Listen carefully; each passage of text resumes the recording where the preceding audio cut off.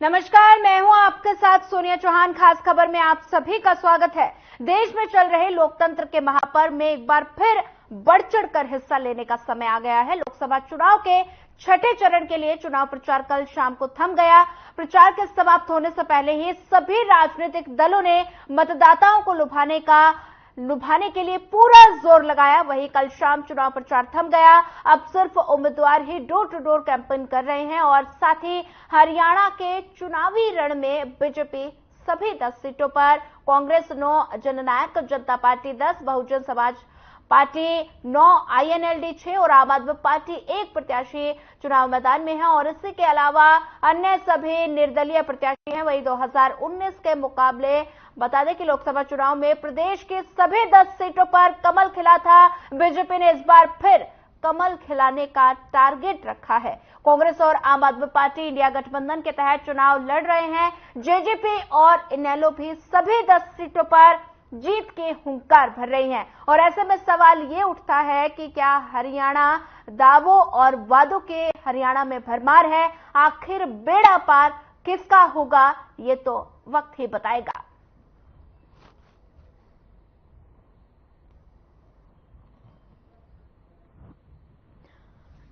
देश में चल रहे लोकतंत्र के महापर्व में एक बार फिर बढ़ चढ़कर हिस्सा लेने का समय आ गया। लोकसभा चुनाव के छठे चरण के लिए प्रचार कल शाम को थम गया था और प्रचार समाप्त होने से पहले सभी राजनीतिक दलों ने मतदाताओं को लुभाने के लिए पूरा जोर लगाया। वहीं कल शाम चुनाव प्रचार थम गया। अब सिर्फ उम्मीदवार ही डोर टू डोर कैंपेन कर रहे हैं और हरियाणा के चुनावी रण में बीजेपी सभी 10 सीटों पर, कांग्रेस 9, जननायक जनता पार्टी 10 और साथ ही इसके अलावा सभी निर्दलीय। और वहीं 2019 के मुकाबले लोकसभा चुनाव में प्रदेश की सभी 10 सीटों पर कमल खिला था। वहीं साथ ही बीजेपी ने इस बार फिर कमल खिलाने का टारगेट जो है वो सेट किया है और साथ ही जेजेपी और इनेलो भी 10 की 10 लोकसभा सीटों पर जीत के हुंकार भर रही हैं और ऐसे में सवाल ये उठता है कि हरियाणा में दावों और वादों की भरमार है, लेकिन आखिर बेड़ा पार किसका होगा, ये तो 4 जून को ही साफ हो पाएगा।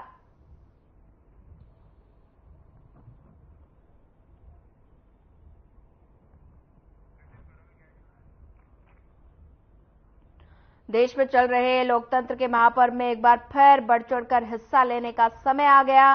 लोकसभा चुनाव के छठे चरण के लिए चुनाव प्रचार कल शाम को थम गया। प्रचार समाप्त होने से पहले सभी राजनीतिक दलों ने मतदाताओं को लुभाने का पूरा जोर लगाया।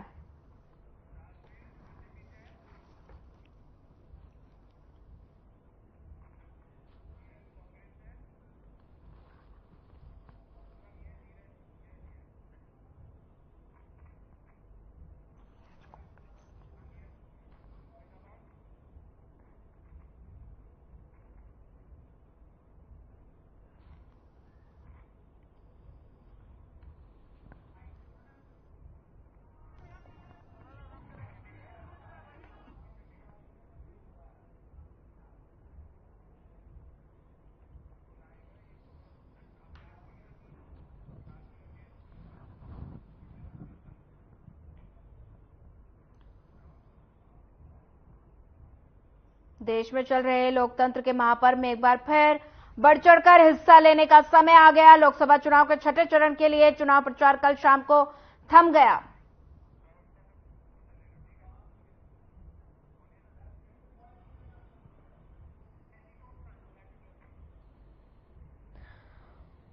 वहीं खास खबर में हमारे साथ ज्यादा जानकारी साझा करने के लिए हमारे संवाददाता फरीदाबाद से मोनू पांचाल हमारे साथ जुड़ गए हैं। चंडीगढ़ से ऑपिस शर्मा हमारे साथ जुड़ गए हैं। सबसे पहले रुख करूंगी चंडीगढ़ का। ऑपिस शर्मा, चुनाव प्रचार कल शाम को थम गया है और अब कैसा माहौल है? आप लगातार जनता के बीच रहते हैं, किस तरह का माहौल देखने को मिल रहा है? देखिए ज्योति, अगर मैं ये कहूँ कि प्रचार बंद नहीं हुआ है, जो एक शोर शराबा था, रैलियों का दौर था, काफिलों का दौर था और लाउड स्पीकर का जो दौर था, वो जो थम गया है कल शाम को 6 बजे के बाद, उसके ऊपर जो है अंकुश लग गया है। अब जो प्रत्याशी हैं वो अपने जो जनताओं के बीच घर घर जाकर प्रचार कर सकते हैं, उनसे जो है वोट मांग सकते हैं। कह सकते हैं कि आज का दिन और आज की रात 12 बजे तक जो है राजनीतिक दलों के लिए काफी अहम जो है होने वाली है, क्योंकि अगर मैं मानूं तो ये जो 48 घंटे का जो एक शोर शराबा चुनाव मतदान से पहले रुकता है, इसका एक मकसद होता है कि लोगों को सोचने समझने का मौका मिले कि किसने क्या वादे किए हैं, किसके वादे अच्छे हैं और उनका अतीत कैसा है। दूसरा, जो चुनाव लड़ रहे प्रत्याशी हैं, राजनीतिक पार्टी हैं, उनको भी एक मौका मिलता है कि वो अपनी कमियों को जो है वो कहीं ना कहीं मैनेज कर सके कि मतलब आचार संहिता लगने के बाद से उन्होंने प्रचार किया, सब कुछ किया। एक फीडबैक भी जो है पार्टियों द्वारा लिया जाता है, तो उसमें देखा जाता है कि कहाँ पर कमियां रह गई हैं। तो अगले 48 घंटे में उन कमियों को दूर करने के लिए राजनीतिक दल जो है अपनी एडी चोटी का जो है जोर लगा देते हैं, और चुनाव में ये जो 48 घंटे का वक्त बचता है, इस वक्त के दौरान की गई हार्ड मेहनत जो है वो ही कहीं ना कहीं चुनाव का पासा पलटने में जो है अहम भूमिका जो है निभाती है। अक्सर हम देखते हैं कि फला प्रत्याशियों के बीच में जो है वो कांटे की टक्कर थी, लेकिन अचानक से एक प्रत्याशी जो है वो करीबन 50-60 हजार एक बड़े मार्जिन से वो जीत जाता है। तो उसका जो कारण जो होता है उसका यही होता है कि जो 48 घंटे के बाद जो लाउड स्पीकर या फिर रेडियो का जो दौर खत्म हो जाता है, उसके बाद जो डोर टू डोर जाकर जो प्रचार करते हैं, जो अपनी कमियों को एनालाइज करते हैं, लोगों को मान मनोबल करते हैं कि भाई तुम्हारे घर में 5 वोट है, चलो 2 हमें दे देना, 3 तुम उनको दे देना।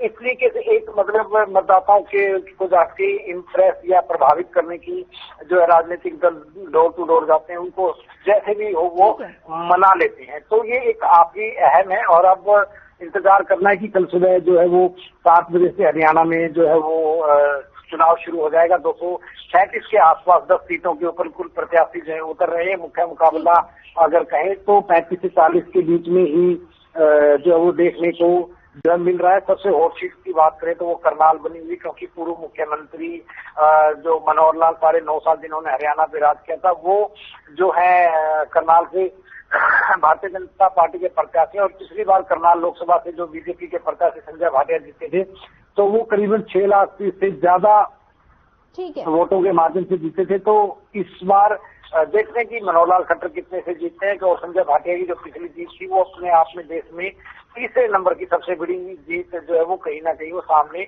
आई थी। दूसरी अगर हरियाणा की हॉट सीट की बात करें तो वो हॉट सीट मानी जा सकती है हिसार, जहां पर हरियाणा के पूर्व मुख्यमंत्री देवीलाल, पूर्व उप प्रधानमंत्री जो भी बने थे, तो उनके जो है परिवार के बीच में जो है वो मुकाबला देखने को मिला है। जी ठीक है, ओपी लौटूंगे आपके पास। लगातार हमारे साथ मोनू पांचाल हमारे संवाददाता फरीदाबाद से बने हुए हैं। मोनू, कल लोकसभा चुनाव के लिए 10 की 10 सीटों पर हरियाणा में वोटिंग होनी है, और ऐसे में हरियाणा में कितने पोलिंग बूथ बनाए गए हैं और साथ ही क्या कुछ तैयारी प्रशासन की ओर से की गई है? देखिए सोनिया, अगर जो है प्रचार की बात की है, क्योंकि लोकसभा का चुनाव के प्रचार जिस तरीके से लगातार धुआंधार प्रचार चल रहे थे, और कहीं ना कहीं तमाम पार्टियां लगातार अपनी अपनी जो है वो जो है वोट मांगने का काम यहाँ पर कर रही थी, प्रचार यहाँ पर कर रहे थे, तमाम कैंडिडेट जो जनता के बीच में जा रहे थे। लेकिन देखा जाए तो कल के समय यानी कि बीते कल से 4 बजे के बाद जो है पूरी तरीके से चुनाव प्रचार थम चुका। और आज की बात की जाए तो सोनिया, आज पूरी तरीके से सन्नाटा जो है वो इलाके में देखा जा रहा है। कहीं भी किसी तरीके की हलचल यहाँ पर नहीं देखी जा रही है। लेकिन इतना जरूर मैं आपको बता दूं कि तमाम जो प्रशासन और शासन है तो वो लगातार यहाँ पर सतर्क होता हुआ नजर आ रहा है, क्योंकि कल वोटिंग होनी है, और वोटिंग ठीक है बना दिए गए हैं। चाहे वो धर्मशालाओं की बात की जाए, चाहे वो सरकारी स्कूलों की बात की जाए, तो तमाम जो बूथ है वो यहाँ पर पूरी तरीके से कंप्लीट कहीं ना कहीं जिस तरीके से ड्यूटियां जो है वो लगाई गई हैं, तो उनको लेकर के आज जो है उनको कहीं ना कहीं आज भी ट्रेनिंग दी जा रही है कि मशीन किस तरीके से जो है ईवीएम मशीन चलनी है, किस तरीके से वोटिंग डलनी है, या जो साई का जो उंगलियों पर जो साई का मात्र लगता है उसको लेकर के भी यहाँ पर बताया गया है कि किस तरीके से उंगली पर निशान देना है। तो तमाम चीजों को लेकर के पूरी तरीके से तैयारियां जो है वो प्रशासन कर चुका है, और कहीं ना कहीं देखा जाए तो आज शाम तक जो है तमाम बूथों पर जो है वो ईवीएम मशीन पहुंच जाएंगे, और कहीं ना कहीं सुबह 6 मोनू लौटूंगे आपके पास। लगातार हमारे साथ हमारे प्रवक्ता बीजेपी प्रवक्ता राजवीर जी हमारे साथ जुड़ गए हैं और कांग्रेस प्रवक्ता नीरज जी हमारे साथ जुड़ गए हैं। सबसे पहले रुक करना चाहूंगी बीजेपी प्रवक्ता, आपका हमारे इस खास कार्यक्रम में जुड़ने के लिए आपका पहले तो स्वागत है। सबसे पहला सवाल मेरा यही है कि राजवीर जी, चुनाव प्रचार थम गया है, ऐसे में बीजेपी की कितनी तैयारी, क्या कुछ कहेंगे? सोनिया जी राम राम, आपके दर्शकों को मेरी राम राम जी।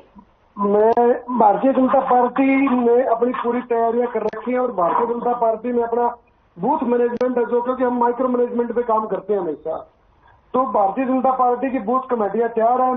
बूथ के जो हमारे मुस्तैद योद्धा है वो अब मैदान में निकलने के लिए बिल्कुल तैयार है, क्योंकि भारतीय जनता पार्टी अपने कार्यकर्ताओं पे भरोसा करती है, कैडर बेस्ड पार्टी है ये, ठीक है ना।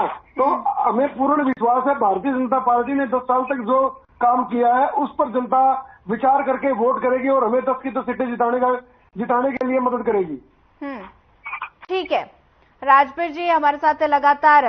कांग्रेस प्रवक्ता नीरज भी हमारे साथ जुड़ गए हैं। नीरज जी,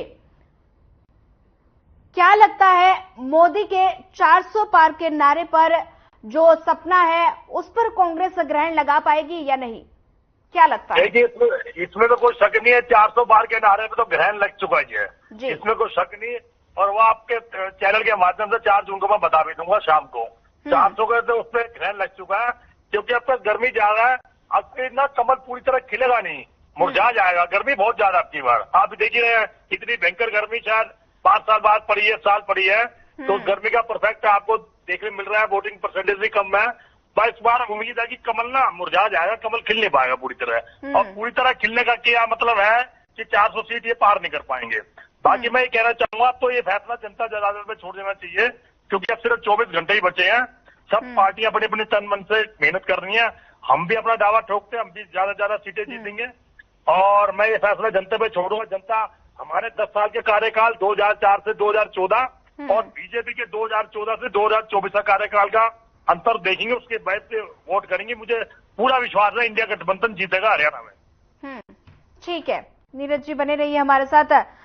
आपने सुना राजवीर जी, तमाम तरह के आरोप लगाए जा रहे हैं और साथ ही हर पार्टी अपनी अपनी जीत का दावा कर रही है। वहीं अभी आपने नीरज जी को सुना, 400 पार का नारा जो है वो बीजेपी पार नहीं कर पाएगी, क्या कुछ कहेंगे, क्या प्रतिक्रिया? मैं नीरज जी का बड़ा सम्मान करता हूँ। मेरा इनसे सिर्फ एक सवाल है, 2013 से 2024 में 11 साल का पीरियड हो गया इनका। इन्होंने ना तो इनकी कोई बूथ कमेटी, ना कोई ब्लॉक अध्यक्ष है, ना कोई जिला अध्यक्ष है। बगैर संगठन के ये लोग कैसे दावा कर सकते हैं? ये तो इनका भगवान ही मालिक है, एक बात।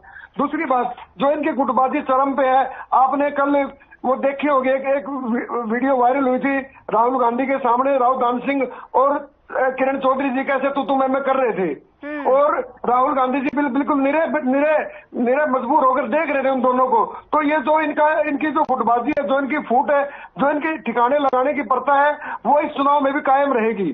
क्योंकि चौधरी वीरेंद्र सिंह दिल्ली में वोट मांग रहे हैं, ये शैलजा जी के, जो किरण चौधरी जी शैलजा जी के वोट मांग रही है, रणदीप सिंह जी का अता पता ही नहीं है।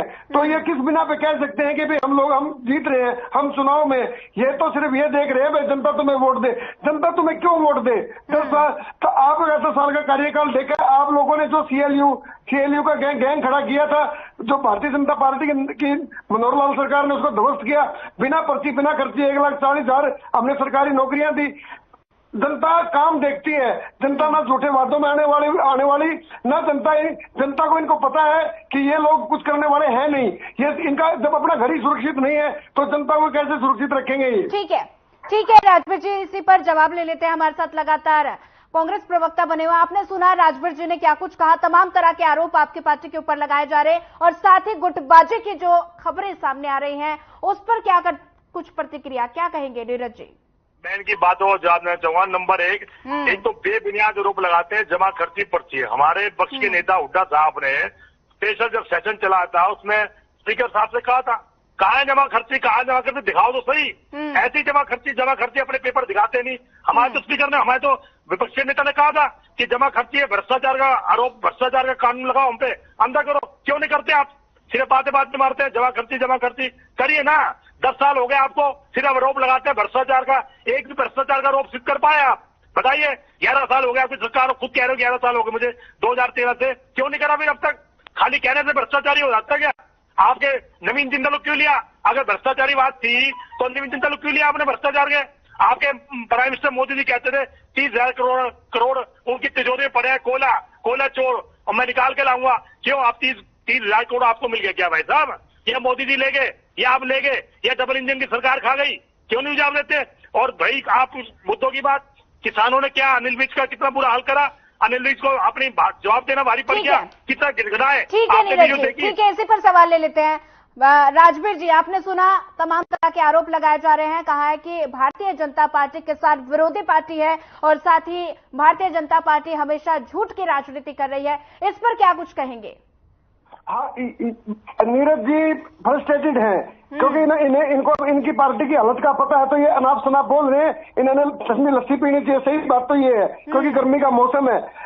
आप इनकी पार्टी को नजर दौड़ा कर देखो, इनका कोई बूथ पे कार्यकर्ता कहने वाला नहीं है। हाँ, मैं एक बात के लिए इनका सहमत हूँ, इन्होंने फैन फॉलोअर पैदा किए हैं, पार्टी का झंडा उठाने वाले नहीं है। कोई दीपेंद्र हुड्डा का फैन फॉलोअर है, कोई शैलजा का है, कोई किरण चौधरी का है। ये पूरा हरियाणा जानता है, इन लोगों के पास कुछ नहीं कहने के लिए। ठीक है, क्या कुछ कहेंगे नीरज गुप्ता जी? मैं चाहूंगा मेरे प्रवक्ता इतने शातिर है ना, इनका झूठ बोलने बीजेपी देने में मेरी किसी बात को जवाब नहीं दिया। भ्रष्टाचार पे आपने मेरे से क्वेश्चन पूछा, मैंने भ्रष्टाचार में से पूछा कोई आरोप सिद्ध कर पाए? उस बात में गोल करके गुटबाजी पे ले गए। अरे भ्रष्टाचार कहते हो भाई, आरोप तो लगाओ। मैं कहूँ आप भ्रष्टाचारी हो, आप मान जाओगे क्या? या मुझे बोलो मैं भ्रष्टाचारी हूँ, मान जाओगे क्या? कोई सिद्ध दिखाओ। आप ऐसे बेकार की बेबुनियाद बात करते हैं, उस बात को जवाब नहीं देते। बातों गोल करना आपकी आदत है, मुद्दों से भटकाना आपकी आदत है, झूठ बोलना आपके डीएनए में है, पूरी जनता जानती है। आपकी रात को स्वाद चख जाएगा जीत का। और मैं बताऊं, गर्मी बहुत है, प्रवक्ता साहब, कमल मुरझाएगा, खिलेगा नहीं। आप ध्यान रख रहे इस बात का, और आपको भी पता चल जाएगा। 4 जून की वेट कीजिए आप। ठीक है, तमाम तरह के आरोप प्रत्यारोप का दौर लगातार जारी है। आप हमारे साथ बने रहिए, तमाम लगातार हमारे साथ हमारे संवाददाता भी हमारे साथ बने हुए हैं। ओपी शर्मा जी के पास जाना चाहूंगी। ओपी शर्मा जी, कल वोटिंग होनी है और मौसम विभाग ने हीट वेव का जो पूर्वानुमान जारी किया है, क्या कुछ प्रशासन की तैयारियां की गई हैं? गर्मी के चलते लेकर क्या कुछ व्यवस्थाएं की गई हैं प्रशासन की ओर से? हाँ, देखिए ज्योति, अगर मैं लोकसभा चुनाव के प्रबंधों की बात करूं तो चुनाव आयोग ने अपने पूरे जो प्रबंध कर लिए सुरक्षा के हों या फिर मतदान केंद्र के अंदर मतदाताओं की सुविधाओं को लेकर। अगर हम मतदान केंद्र की अंदर की बात करें तो सभी मतदान केंद्र के ऊपर जो है पीने के पानी का अरेंजमेंट होगा और दिव्यांग के लिए अलग से जो है वो जगह होगी। और अगर आप मतदान केंद्र पहुंचे और आपको लगता है कि भीड़ लंबी लाइन ज्यादा लगी हुई है और धूप है, तो अगर आप पानी की डिमांड करते हो तो जो सेवादार हैं वो नियुक्त किए गए, वो आपको बकायदा गिलास में लाकर जो है पानी पिलाएंगे। इसके अलावा अगर आप लाइन में नहीं लगना चाहते तो आपके पास जो क्यू मैनेजमेंट ऐप भी होगी, आप उसके आधार के ऊपर अपना बूथ नंबर ढूंढ के और आराम से जो टेंट में जहां पर आपके लिए पंखे कूलर वगैरह का इंतजाम होगा, आप वहां बैठ सकते हो। जैसे ही आपका नंबर आएगा आपको पता लग जाएगा, आप जाकर जो है वोट डाल सकेंगे। तो इस तरह के प्रबंध जो है चुनाव आयोग के द्वारा जो किए गए हैं, पीने के पानी की पूरी जो व्यवस्था होगी और आसपास के 5 से 10 पोलिंग जो केंद्र होंगे उनके ऊपर एक एम्बुलेंस भी जो तैनात किए गए। अगर किसी भी सूरत में तेज गर्मी के चलते अगर कोई मतदाता की तबीयत जो है खराब हो जाती है तो उसको भी अस्पताल पहुंचाने को लेकर जो एम्बुलेंस तैनात रहेंगी। जी ठीक है, ओपी शर्मा जी बने रहिए हमारे साथ। फरीदाबाद का रुख कर लेते हैं, लगातार मोनू पांचाल हमारे साथ हमारे संवाददाता बने हुए हैं। मोनू, चुनाव आयोग की तरफ से क्या कुछ तैयारी, क्या कुछ गाइडलाइन जारी की गई है मतदाताओं के लिए? देखिए, जो है फरीदाबाद की बात की जाए तो जिस तरीके से पूरे हरियाणा में लोकसभा चुनाव जो है कल वोटिंग होनी है और वोटिंग के चलते अगर चुनाव आयोग की बात की जाए तो सोनिया चुनाव आयोग ने जो है वो पूरी तरीके से यानी कि लोगों को जागरूक यानी कि मतदाताओं को जो है वो जागरूक करने का जो है यहाँ पर जो है सभी को मैसेज भी दिया जा रहा है, मैसेज भी किए जा रहे हैं। कहीं ना कहीं फोन पर सूचना भी जो है एक फोन आता है और फोन के माध्यम से ये भी बताया जाता है कि 25 तारीख को जो है सभी जो है मतदान करें और कहीं ना कहीं मतदान की संख्या यहाँ पर बढ़ाने का काम करें। लेकिन चुनाव आयोग की व्यवस्थाओं की बात की जाए तो सोनिया, मैं आपको बता दूं, पूरे फरीदाबाद के लोकसभा में जो है चुनाव आयोग ने पूरी तरीके से हर बूथ पर जो है वो पूरी तरीके से व्यवस्था यहाँ पर की गई रही है, चाहे वो सुरक्षा की बात हो, चाहे वो जो है स्टाफ की बात हो, चाहे वो जिस तरीके से गर्मी है, तो गर्मी में कई जगह जो है बूथों पर जिस तरीके से धूप है, पेड़ है, छांव नहीं है, तो उसके चलते वहां पर टेंट भी लगाए गए हैं। और उसके साथ साथ मैं बता दूं कि पानी की भी पूरी तरीके से यहाँ पर सोनिया व्यवस्था की गई है। और उसके साथ साथ सोनिया यहाँ पर एम्बुलेंस की भी व्यवस्था की गई है। अगर किसी तरीके से लाइन में लगते वक्त किसी जो है मतलब जो वोट डालने के लिए लोग जो आएंगे, अगर किसी तरह की कोई परेशानी होती है तो उसको एम्बुलेंस के जरिए जो है वो हॉस्पिटल लेकर जा सकते हैं। तो इस तरीके की तमाम चीजों को लेकर के व्यवस्थाएं जो है वो पूरी तरीके से दुरुस्त यहाँ पर की जा रही है। जी सोनिया। ठीक है, मोनू बने रहिए हमारे साथ लगातार हमारे प्रवक्ता भी बने हुए हैं। कांग्रेस प्रवक्ता से मैं सवाल लेना चाहूंगी, हमारे साथ नीरज जी, क्या लगता है जनता का प्यार मिल पाएगा या फिर कांग्रेस इस बार फिर खाली हाथ रह जाएगी, मोदी लहर जो है उसके पीछे छूट जाएगी, क्या लगता है? देखिए, मोदी लहर की हवा निकल चुकी है, हमें पूरा विश्वास है जनता इंडिया गठबंधन को आशीर्वाद प्राप्त करेगी। और मैंने पहले ही बोला है, कमल अब के नहीं खिलेगा, गर्मी बहुत ज्यादा है, कमल आधा ही खिल पाएगा। 200 सीटों पे, 200 सवा 200 250 सीटों पे 400 को नारे की हवा निकल चुकी है। और आप देखना 4 जून को भगवान ने चाहा इसी चैनल के माध्यम से मैं आपसे डिबेट करूंगा।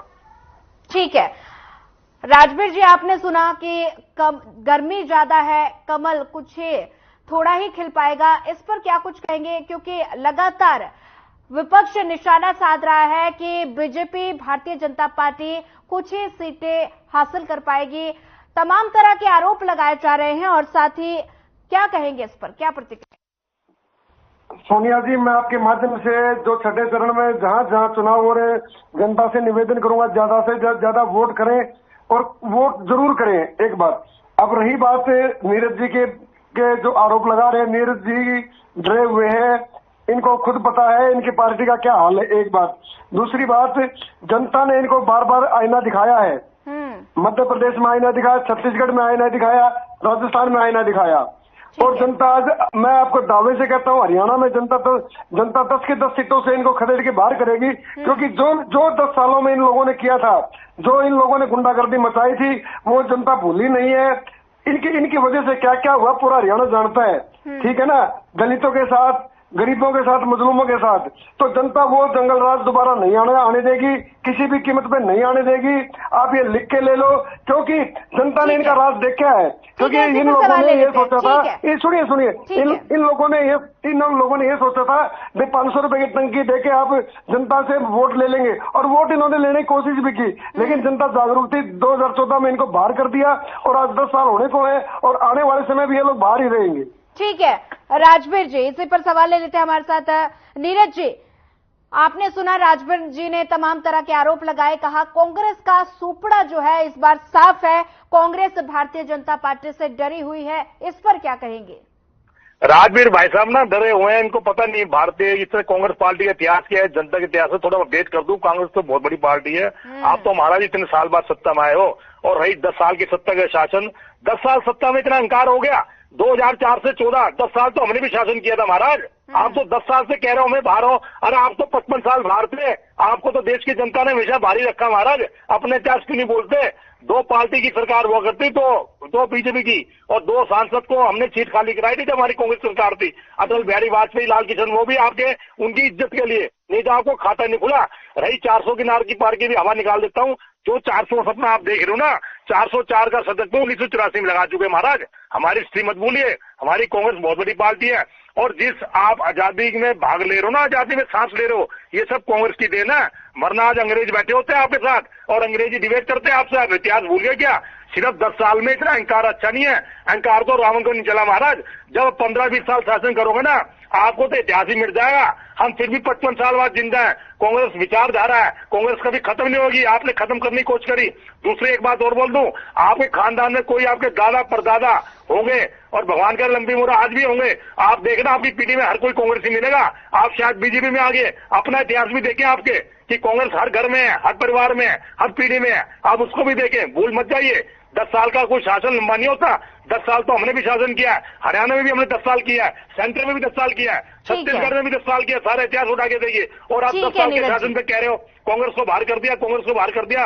हो सकता है आपकी बार आप ही बाहर हो जाओ, फिर क्या वो करोगे आप? ठीक है, ठीक है नीरज जी, चर्चा में जुड़ने के लिए आपका धन्यवाद। बीजेपी प्रवक्ता राजवीर जी हमारे साथ बने होते, आपका भी धन्यवाद। हमारे संवाददाता मोनू पांचाल, ओपी शर्मा, आपका भी धन्यवाद। लोकसभा चुनाव के लिए रण जो है वो सज चुका है और साथ ही कल शाम को चुनाव प्रचार थम गया था और अब साथ ही उम्मीदवार जो है वो डोर टू डोर कैंपेन कर रहे हैं। वहीं अब ये तो 4 जून को ही साफ हो पाएगा कि जनता के दिल पर कौन राज करेगा, ऊंट किस करवट बैठेगा, ये तो 4 जून को ही साफ हो पाएगा। फिलहाल इस बुलेटिन में इतना ही। ज्यादा खबरों के लिए बने रहिए हमारे साथ। नमस्कार।